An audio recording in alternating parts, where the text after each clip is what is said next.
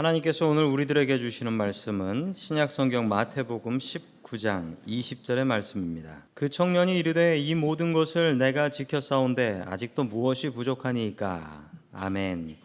하나님께서 우리와 함께 하시며 말씀 주심을 감사드립니다. 아멘. 자, 우리 옆에 계신 분들과 인사 나누겠습니다. 반갑습니다. 인사해 주시죠. 반갑습니다. 인사 나누겠습니다.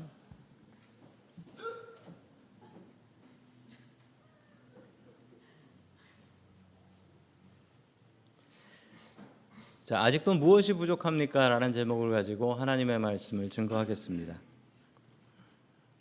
이런 책이 있습니다. 세계가 100명의 마을이라면 어떨까?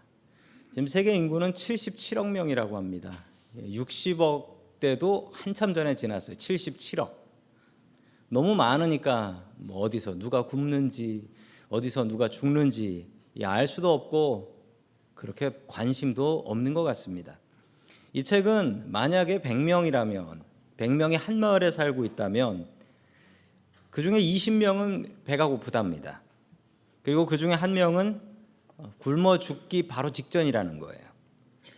그런데 15명은 비만이래요. 차를 가지고 있는 사람은 딱 7명. 그리고 단 한 명만 대학을 다녔고요.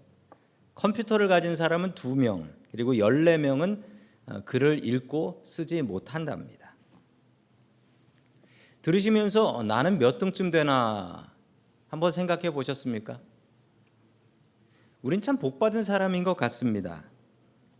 그런데 우리가 살고 있는 것이 얼마나 많고 얼마나 복된 것인지에 대해서는 잘 알지 못합니다. 경주에 가면 석빙고라는 곳이 있습니다. 석빙고. 겨울 동안에 여기다가 얼음을 갖다 놓고 여름에 더운 날 왕이 저 석빙고에서 얼음을 가져다가 먹었다라고 했습니다. 일반인들은 얼음을 먹을 수 없었습니다. 여름에. 먹으려면 겨울에 먹어야죠. 지금은 어떻습니까?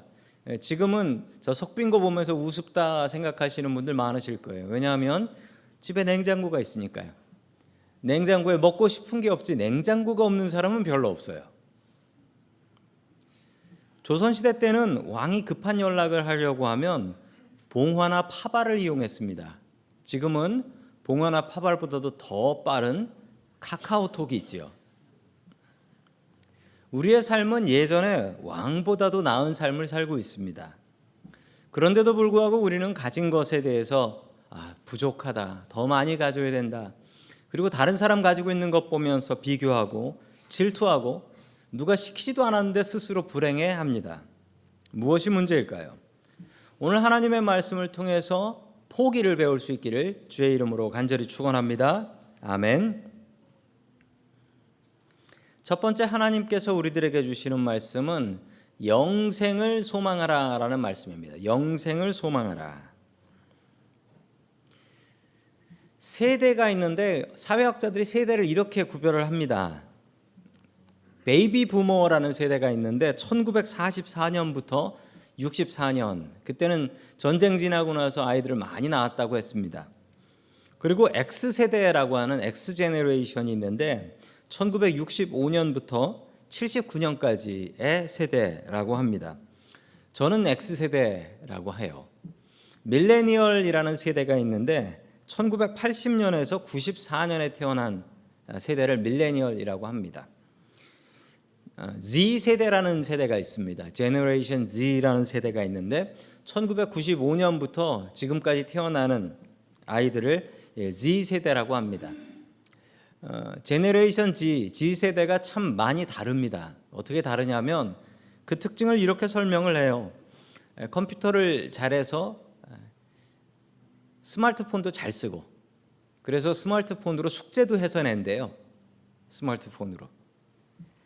개인주의적이라서 부모보다도 가족 중심적이기보다는 자기 자신을 많이 생각하고 현재지향적인 성격을 가지고 있다라고 합니다. 세상이 바뀌다 보니까 우리 요즘 젊은 이들의 생각들도 이렇게 많이 바뀌는 것 같습니다.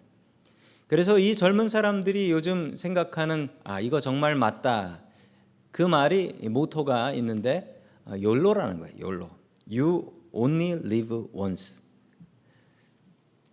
네 인생은 한 번밖에 없다. 한 번밖에 없는 인생? 맞죠. 한 번밖에 없는 인생이지 우리가 뭐 두 번 인생이 있나요?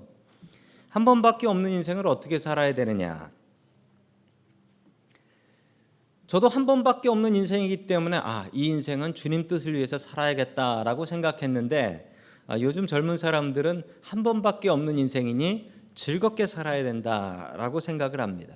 지금이 중요하니까 저축하는 것도 그렇게 중요하지 않고, 그리고 회사도 그렇게 잘 관두고 여행 가버리고, 그리고 집을 살 생각도 별로 없고 지금 현재가 더욱더 중요하다, 이 생각으로 살아간다라는 겁니다. 아마 이 생각에 대해서 동의하시는 분들도 있으실 테고 나는 저렇게 살지 않을 거야 라는 생각을 가진 분도 계실 거예요. 이게 젊은 사람들의 특징입니다. 지금이 중요하다. 지금이 중요하지 앞으로 은퇴하고 나서의 생활, 그게 언제 얘긴데, 그리고 천국 영생, 그건 또 언제 얘긴데, 이런 생각을 갖고 삽니다. 그런데 오늘 젊은 사람 하나가 아주 훌륭한 사람이 나옵니다. 우리 마태복음 19장 16절 말씀 같이 봅니다. 시작. 그런데 한 사람이 예수께 다가와서 물었다. 선생님, 내가 영원 생명을 얻으려면 무슨 선한 일을 해야 합니까? 아멘. 어느 젊은 관리가 예수님을 찾아왔습니다. 그리고 이 젊은 사람은 젊은 나이에 나라의 공무원까지 된 사람입니다. 공무원은 월급은 많지 않지만 안정적이고 또 권력이 있다는 것이 장점이지요. 그런데 이 젊은 청년은 게다가 부자였다라고 하니 갖출 것 다 갖춘 청년입니다. 그런데 이 청년은 더 대단했던 것이, 이 청년은 믿음도 좋았어요. 그래서 오늘 뭐라고 이야기하고 있습니까? 선생님, 내가 영원한 생명을 얻으려면 무슨 선한 일을 해야 합니까? 라고 이야기를 합니다. 젊은 시절 열심히 일해서 나라의 관리가 되었습니다. 돈도 많이 모았습니다. 믿음 생활도 열심히 하고 있으니 요즘 말로 이야기하자면 이런 청년은 1등 신랑감이라고 합니다. 1등 신랑감이죠. 직업 좋지, 돈 많지, 게다가 믿음 생활 잘하지. 이런 청년 교회 하나 있으면 정말 1등 신랑감일 것 같아요. 젊은 사람들의 특징은 미래에 대해서 또 그리고 영생에 대해서 잘 생각하지 않는 경향이 있는데, 이 젊은 사람은 그렇지 않았습니다. 얼마 전에 한국에서 오신 목사님을 만났는데 그 목사님이 이런 얘기를 하세요. 대학생 중에 교회 다니는 학생이 5%가 안 된대요. 젊은 사람일수록 더 하나님을 의지하지 않게 됩니다. 그리고 당장 먹고 살기 힘든데 우리에게 영생은 너무 멀어 보이고 당장 은퇴 준비도 안 되어 있는데 영생을 어떻게 준비하며 사냐, 이런 생각이 듭니다. 자, 우리 요한복음 3장 16절 말씀 같이 읽습니다. 시작. 하나님이 세상을 이처럼 사랑하사 독생자를 주셨으니 이는 그를 믿는 자마다 멸망하지 않고 영생을 얻게 하려 하심이라. 아멘. 주님께서 이 땅에 오신 목적이 무엇이라고 합니까? 영생을 얻게 하려 하심이다 라고 이야기하지 않습니까? 지혜로운 사람은 영생을 생각합니다. 우리 교회는, 교회 다니는 사람들은 이 땅에서 좀 든든하게 살고 위로받고 살고, 이거 중요하지만 이것을 위해서 모인 사람들은 아닙니다. 우리는 끝내 저 영생을 바라보기 위해서 모인 사람들입니다. 우리는 균형을 갖고 살아가야 되겠습니다. 어떤 균형입니까? 영생에 관심을 갖고 살아야 돼요. 어떤 사람들은 이 땅에서 사는 게 너무 중요해서 영생이니 부활이니 이런 건 생각지도 않는 사람들이 있고, 또한 반대로 어떤 사람들은 이 영생과 부활만 너무 생각해서 가족들도 돌보지 않고 이 땅에서 삶은 쓸데없다라고 이야기하는 사람도 있습니다. 둘 다 틀렸습니다. 오늘 이 청년에게서 균형을 배우십시오. 열심히 지금을 살아가면서 영생을 소망하는 것, 이것이 바른 삶의 자세입니다. 오늘 하루를 열심히 살아가며 또한 영생을 소망하며 살 수 있기를 주의 이름으로 간절히 축원합니다. 아멘. 두 번째, 하나님께서 우리들에게 주시는 말씀은 자신의 부족함을 찾고 채우라라는 말씀입니다. 제가 처음에 14년 전에 교회에 왔을 때 저기 식당에서, 친교실에서 어떤 분이 약을 드시려고 하는데 약에 글씨가 안 보인다고 해서 제가 약의 그 작은 글씨를 맨눈으로 돋보기 안 쓰고 읽어드렸습니다. 30대 중반이었으니까요. 그러자 교인들이 저한테 야, 목사님 정말 젊으시다, 그게 보여요 하면서 칭찬해 주신 분들이 지금 여기 앉아 계십니다. 14년이 지나서 지금은 저는 약을 먹을 때 어떻게 하냐면 막내 아들을 불러서 진수야 읽어라 라고 합니다. 저에게도 노안이라는 것이 슬금슬금 오고 있습니다. 안경을 안 쓰고 버티고 있지만 언제 안경 쓰고 나타날지 알 수 없습니다. 저는 전에 이해가 되지 않았습니다. 어르신들이 글씨가 작아서 안 보여. 아니, 작으면 가까이 보시면 되죠. 근데 노안이 슬슬 오니까 글씨가 작은데 가까이 하면 초점이 안 맞는 이런 말도 안 되는 현상. 그래서 언젠가 안경을 쓰게 될 것 같은데 하나님 왜 불편하게 노안을 주셨습니까? 쓰던 안경도 불편한데 안 쓰던 안경 쓰려니까 이거 정말 불편합니다. 이게 하나님께서 주신 지혜인데 나이 들면 너무 작은 것에 매여 살지 말고 나이 들면 너무 가까운 것에 매여 살지 말고 먼 곳 바라보고 살아가라는 것입니다. 명심하십시다. 우리가 나이를 먹으면서 내가 가지고 있는 작은 것, 내가 가지고 있는 가까운 것에 너무 욕심을 가지지 마세요.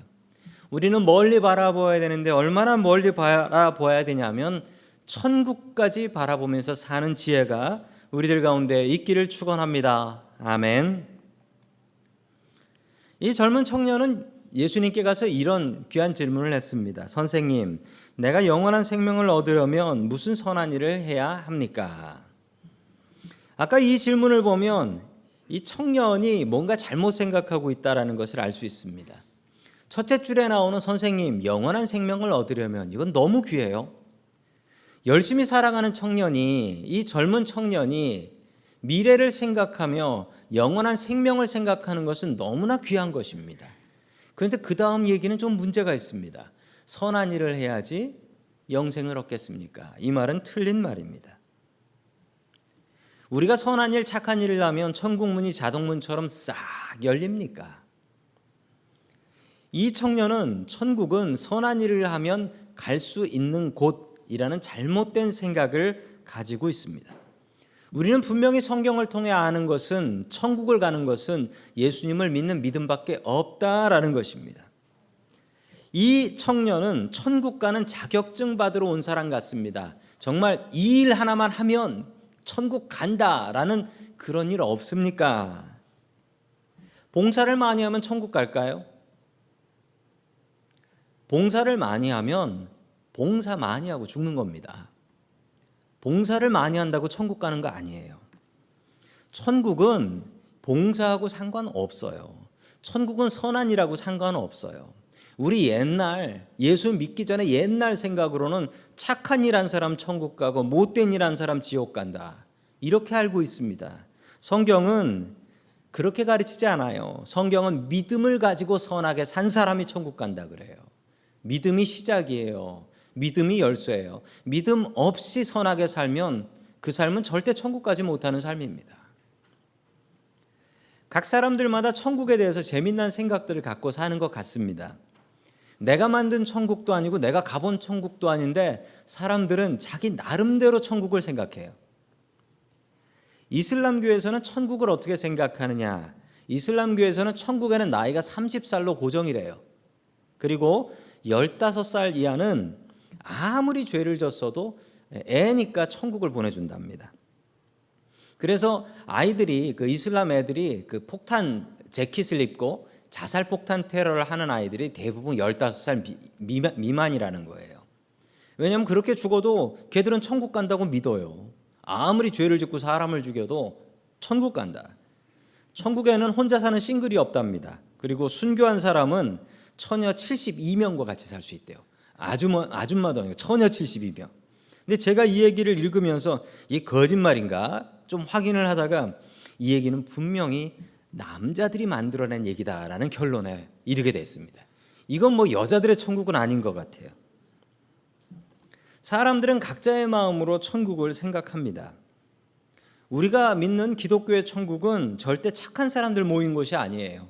하나님께서 천국을 무엇을 위해 만드셨냐면 예수 믿는 사람들을 위해서 만든 곳이 천국이에요. 하나님 믿고 예수님 믿는 사람들 가는 곳으로 만든 곳이 천국입니다. 아니 그런데 감히 우리가 천국에 대해서 아니 그런데 천국에 이런 사람도 넣어줘야죠. 천국이 이러면 안 되죠. 이렇게 얘기할 수 있습니까? 가보지도 않았고 만든 것도 아닌 곳을 우리가 생각한 대로 그게 바뀝니까? 예수님께서는 이 청년에게 십계명을 잘 지켜라 라고 하면서 하나님을 바로 믿고 살인하지 말고 간음하지 말고 도둑질하지 말고 이런 십계명의 내용들을 얘기해 주셨습니다. 그러자 이 청년은 이렇게 답을 했지요. 20절입니다. 시작. 그 젊은이가 예수께 말하였다. 나는 이 모든 것을 다 지켰습니다. 아직도 무엇이 부족합니까? 아멘. 아직도 무엇이 부족합니까? 오늘 설교의 제목입니다. 우리가 본받아야 될 마음입니다. 이 청년은 믿음 생활 잘하고 나서 스스로 생각하기를 나는 부족하다. 나는 아직도 부족하다. 내가 이래가지고 천국 가겠나? 영생을 얻겠나? 이 마음을 품고 살았습니다. 우리도 이 마음을 품어야 됩니다. 우리가 아무리 주님 앞에 봉사를 한들, 우리가 아무리 큰 것으로 주님 앞에 드린다 한들 우리는 늘 부족합니다. 이 청년의 마음을 본받으십시오. 자, 계속해서 21절의 말씀 같이 봅니다. 시작. 예수께서 그에게 말씀하셨다. 내가 완전한 사람이 되려고 하면 가서 내 소유를 팔아서 가난한 사람에게 주어라. 그리하면 내가 하늘에서 보화를 차지하게 될 것이다. 그리고 와서 나를 따르라. 아멘. 예수님의 말씀에 이 청년이 놀랍니다. 예수님께서는 이 청년의 마음을 이미 다 보고 알고 계셨습니다. 그리고 이 청년에게 말씀하십니다. 그리고 이 청년의 가장 약점을 이야기합니다. 이 청년의 약점은 넉넉한 삶이었습니다. 안정적인 삶, 부유한 삶이었어요. 아마 이 청년은 주위에서 많은 칭찬 들었을 것입니다. 젊어서 출세했네, 성공했네, 아이고 돈 많이 모았네, 1등 신랑감이네, 게다가 믿음도 좋네. 그러나 그에게 부족한 것이 있었으니 하나님은 그에게 복 주시는 하나님이었습니다. 하나님보다 더욱더 든든한 것이 돈이었고 하나님보다 더욱더 든든한 것이 자신의 든든한 직업이었던 것입니다. 그러자 예수님께서는 그의 가장 약점을 찔러서 얘기하십니다. 있는 것 다 팔아서 가난한 사람 주고 나를 따르라. 만약 주님께서 지금 이 자리에 나타나셔서 우리에게 너희 가진 거 다 팔아서 버리고 나를 따라라고 하면 여기에 몇 분이나 따라갈 수 있을까요? 그러나 명심해야 될 사실이 하나 있습니다. 이 말씀은 항상 우리에게 있는 말씀이 아니고 예수님께서 그 당시에 제자를 부르실 때 쓰셨던 말씀입니다. 나를 따르라. 영어로 보면 follow me라고 나와요. 예수님께서는 이 청년을 제자로 부르셨던 것입니다. 당시에 예수님을 따랐던 제자들은 가진 것 버렸고 그리고 자신의 직업도 버렸고 가족들과도 떨어져서 예수님을 따라서 살아갔기 때문에 예수님께서는 이 청년에게 너 지금 네 직업과 가족을 버리고 나를 따라서 나의 제자가 되라 라고 이야기하시는 것입니다. 베드로도 이 말을 들었고 세관에서 일하던 마태도 이 말을 듣고 예수님을 따라갔습니다. 이 청년은 고민합니다. 왜냐하면 이 청년이 가진 게 너무 많았기 때문입니다.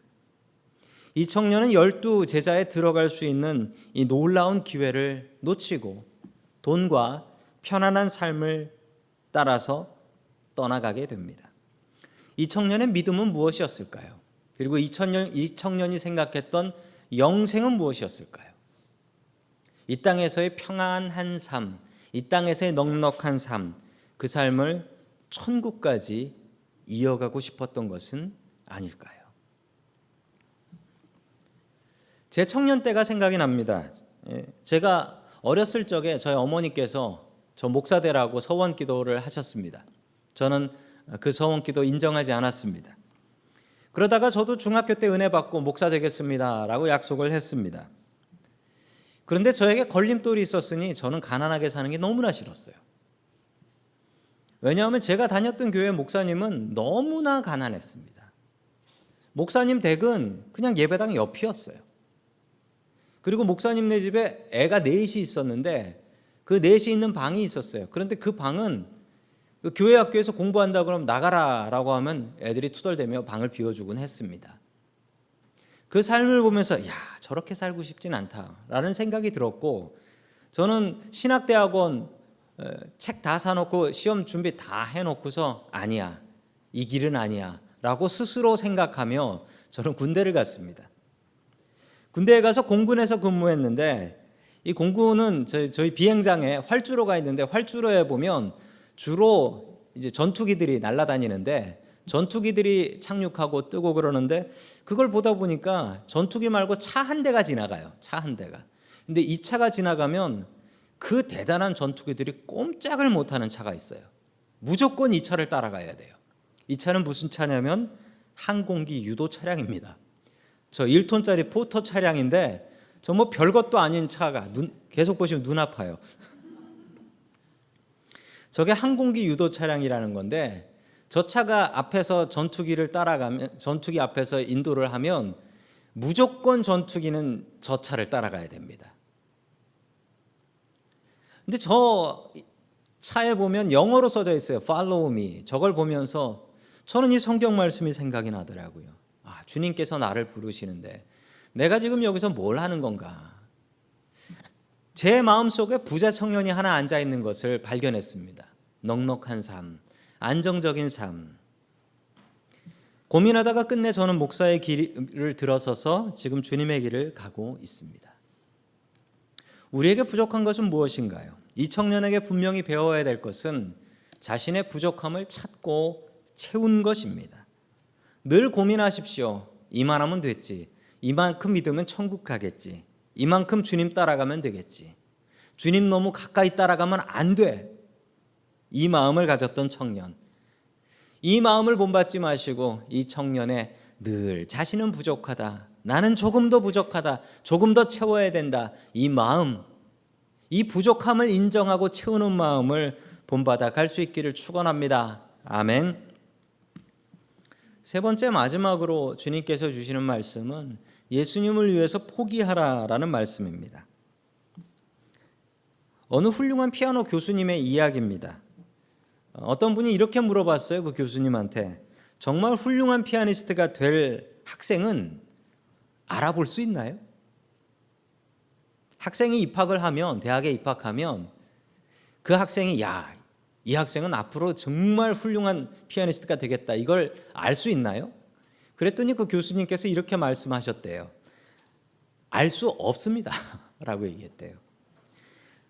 재능이 있는 학생도 있고 성실한 학생도 있는데 끝내 보면 누가 성공하느냐. 그 교수님이 너 그렇게 치면 안 된다라고 지적했을 때 자존심 누르고 자기 자존심 포기하고 꾸준히 버틴 학생, 이 학생이 성공하지, 얼마나 재능이 있느냐, 얼마나 열심히 하느냐, 이거로 성공하는 것 같지 않습니다. 이분이 이렇게 얘기했어요. 포기할 것을 포기해야 됩니다. 나쁜 자기 습관을 포기해야 되는데 어떤 학생은 그 얘기를 듣고 피아노를 포기해버리더래요. 반대로 어떤 학생은 피아노를 포기하지 않고 자기의 잘못된 연주 습관을 바꾸더랍니다. 그런 학생들이 성공하더래요. 우리에게 분명히 포기해야 될 것이 있습니다. 버려야 될 것이 있어요. 그런데 그것을 버리는 게 너무나 어렵습니다. 너무나 어려워요. 내 습관, 내가 가지고 있는 나 자신을 버리는 것이 얼마나 어렵습니까? 2017년에 부산에서 있었던 일입니다. 아파트 앞에서 쓰레기 수거를 하는 것 같습니다. 무슨 일이냐면 이 동네 사람들이 신고를 했어요. 구청에다가. 아파트에서 너무 심한 냄새가 난다는 거예요. 그래서 잘 조사를 해보니까 어느 집에서 냄새가 나더래요. 그래서 어느 집인가 찾아서 문을 열어보니까 놀랐습니다. 집에 사람이 들어갈 수 없을 정도로 짐들이 쌓여 있는 거예요. 대부분 쓰레기들인데. 주인이 74세 되신 노인인데 20년 동안 아무것도 버리지 않았대요. 그래서 이날 구청 직원들이 출동을 해서 주민들과 함께 청소를 했는데 이 집에 주인이 못 버려요. 다 너무 귀해가지고 버릴 수가 없는 거예요. 전기밥통이 30개가 나왔대요. 이 주인이 밥통이었다는 걸 알 수 있죠. 그리고 쓰레기가 20톤이 나왔대요. 1년에 1톤씩 모았습니다. 아파트 무너질 뻔했대요. 그리고도 남은 게 있었답니다. 이건 진짜 필요한 거니까 못 버린다는 거예요. 포기를 할 줄 알아야 돼요. 이분을 보면서 포기하지 못하면 이렇게 되는구나. 이렇게 거지같이 사는 거구나. 우리는 하나님을 위해서 포기하면서 살아야 합니다. 마태복음 19장 22절의 말씀을 계속해서 같이 봅니다. 시작. 그러나 그 젊은이는 말씀을 듣고 근심하면서 떠나갔다. 그에게는 재산이 많았기 때문이다. 아멘. 그 청년은 제자로 부르심을 받고도 자신의 편안한 삶을 위해서 떠나갑니다. 이 청년은 자신의 편안한 삶을 포기하지 않고 예수님을 포기해 버렸습니다. 참으로 안타까운 일이지요. 계속해서 마태복음 19장 27절 같이 봅니다. 시작. 이 말씀을 듣고 베드로가 예수께 말하였다. 보십시오, 우리는 모든 것을 버리고 예수님을 따랐습니다. 그러니 우리가 무엇을 받겠습니까? 아멘. 그러자 베드로가 예수님께 물었습니다. 주님, 그러면 우리는 직업을 버렸고 저는 배와 그물을 버렸고 저는 가족들과도 떠나와서 예수님을 따르고 있습니다. 그러면 제가 무슨 복을 받게 될까요? 베드로는 복을 많이 받았죠. 베드로는 예수님의 제자가 되는 복을 받았고 지금 성경에도 나와 있는 이 복을 받지 않았습니까? 자, 예수님을 위해서 우리는 무엇을 버렸습니까? 포기해야 영원한 생명을 얻을 수 있습니다. 포기해야 복 받습니다. 여러분들은 예수님을 위해서 무엇을 포기하셨습니까? 오늘 예배를 위해서 이 시간 나와 계신 것은 참 잘하신 것입니다. 이 주일 아침 이 시간 늦잠을 자면 얼마나 귀한 늦잠을 잘 수 있는 날입니까? 이날 한번 쉬어야 되는데, 그런데 이날 쉬지 않고 이렇게 점잖게 옷 입고 나와서 예배 드리는 것, 이게 쉬운 일이겠습니까? 쉬운 일이 아닙니다. 여러분 참 잘하신 거고 귀한 복입니다. 이렇게 포기한 이들에게 하나님께서는 분명히 복 주십니다. 아프리카에서 원숭이를 사냥할 때 이런 방법을 쓴다고 합니다. 원숭이가 워낙 날래게 도망 다니기 때문에 이 원숭이는 잡기가 힘들대요. 그런데 엉뚱하게 원숭이를 잡아요. 일단 코코넛을 하나 땁니다. 딱딱하잖아요. 거기다 구멍을 냅니다. 작은 구멍을 내고 그 안에다가 바나나를 하나 집어넣는데요. 그리고 그 코코넛에다가 끈을 묶어가지고 나무에다가 든든히 묶어놓습니다. 그러면 잠시 뒤에 무슨 일이 벌어지냐면 원숭이가 나타나요. 그리고 원숭이가 이 바나나 냄새를 맡고 이 구멍 안으로 손을 훅 집어넣어서 바나나를 잡습니다. 그런데 바나나를 잡으면 절대 손은 빠지지 않아요. 절대 안 빠지죠. 정말 놀랍게도 그러면 사냥꾼이 다가갑니다. 놓고 도망가야죠. 그런데 원숭이는 그걸 놓지 않아요. 원숭이는 바나나를 포기하지 않아요. 그냥 그거 붙잡고 잡혀서 죽는 거예요. 그 바나나는 맛도 못 보고. 그러면 다음 원숭이가 와서 또 그 바나나를 붙잡고 잡혀 있고. 원숭이가 죽는 이유가 무엇입니까? 그건 포기하지 않아서 그래요. 예수님을 따르는 길은 포기하는 것입니다. 한 주간 동안 예수님 때문에 무엇을 포기하셨습니까? 그리고 이번 한 주간을 살아가실 텐데 이번 한 주간 동안 예수님 때문에 무엇을 포기하시겠습니까? 아깝더라도 포기하십시오. 포기하시면 하나님께서 분명히 갚아주십니다. 영생으로 갚아주십니다. 부자 청년은 자신의 평안함을 포기하지 않았습니다. 내 평안함을 포기하느니 예수님을 포기하는 게 낫다라고 생각을 하고 자신의 편안한 집과 든든한 직장으로 다시 돌아갑니다. 이 청년이 영생의 길을 갔는지 안 갔는지는 알 수가 없습니다. 이후에 무슨 일이 벌어졌는지 모르니까요. 그러나 이 길은 분명히 영생의 길은 아닌 것 같습니다. 성도 여러분, 나 자신의 시간을 포기하십시오. 그래서 예배 드리고 말씀 보고 기도하는 데 쓰십시오. 우리가 보고 있는 전화기와 유튜브는 절대로 영생의 길을 보장해 주지 않습니다. 내 돈을 포기하여 주님의 길을 사용하십시오. 그러면 하나님께서 분명히 갚아주실 것입니다. 내 재능을 나를 위해서 사용하는 것이 아니라 하나님과 이웃을 위해서 사용하면 분명히 하나님께서 갚아주신다 약속하고 계십니다. 내가 포기해야 될 것은 무엇인가요? 예수님을 위해서 매일매일 포기하며 살 수 있는 저와 성도 여러분들이 될 수 있기를 축원합니다. 아멘.